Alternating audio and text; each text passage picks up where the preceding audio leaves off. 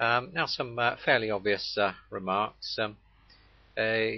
What you do is you use anonymous classes where you just want a quick one-off class to be created, basically. And if you find you're doing the same thing again and again and again, what you want to do is consider perhaps using a local class or a member class instead, because it might make things a bit simpler. Okay.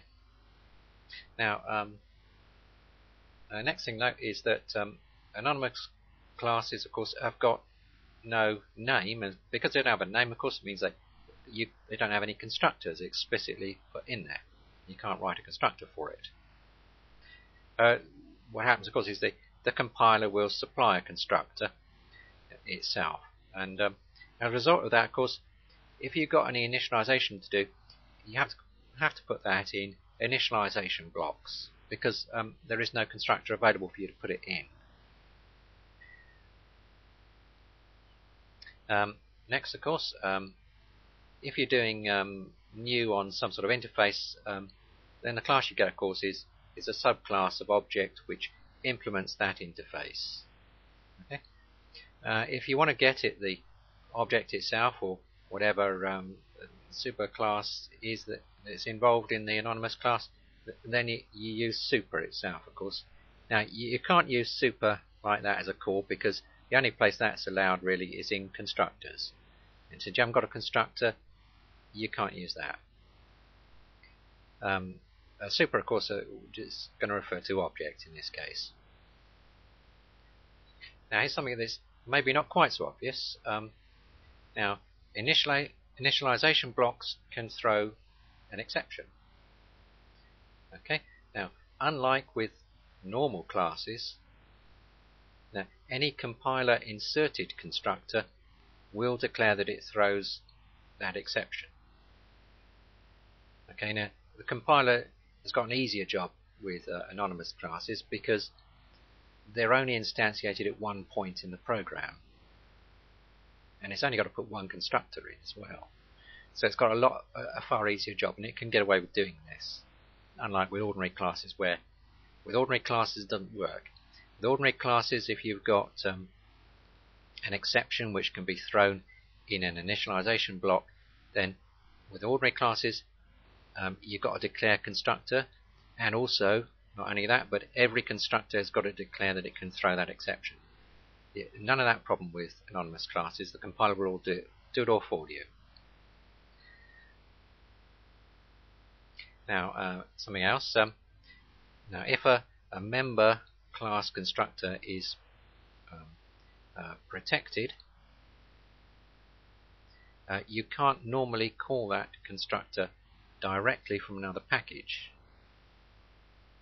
Okay. However, an anonymous class constructed using that will work, because an anonymous class is, of course, effectively a subclass of that. So it has got access to that protected constructor. So you can do that in the case of subclasses. Finally, of course, an anonymous class is implicitly final. It hasn't got any name, so you can't extend it. So it's effectively final. This is just to illustrate a couple of things I've been talking about. And what we've got here is package 1 with this class C in it, and in it is a nested class, a member class actually, of called class A, with a protected constructor in it. A few other things that are protected as well. And this public method down here in class C calls something called test, which takes something of type A. Let's run into that. Right then, now we got this second package P2 down here, and it's going to try and call that. And here we got first of all, we're going to have to import stuff from package 1, and this class out there down here, and it's got a method M in it. And what this method M does is it calls c.test, and it can do that because course, it's got access to C. C is public, and it's static. This method test is static here, so c.test is the way to get at it. And it requires something of type A, and what we do is then construct it. Now, constructing it is again fairly straightforward. We do a new C to construct an enclosing instance of class C to be used and passed into A, which we construct here, and we do it as an anonymous class. So this is in fact going to be, of course, a subclass of A. If we just terminated the thing there, you'd get a class A, but putting these left bracket in there and right brackets closing one there will make it into a subclass of this class C.A.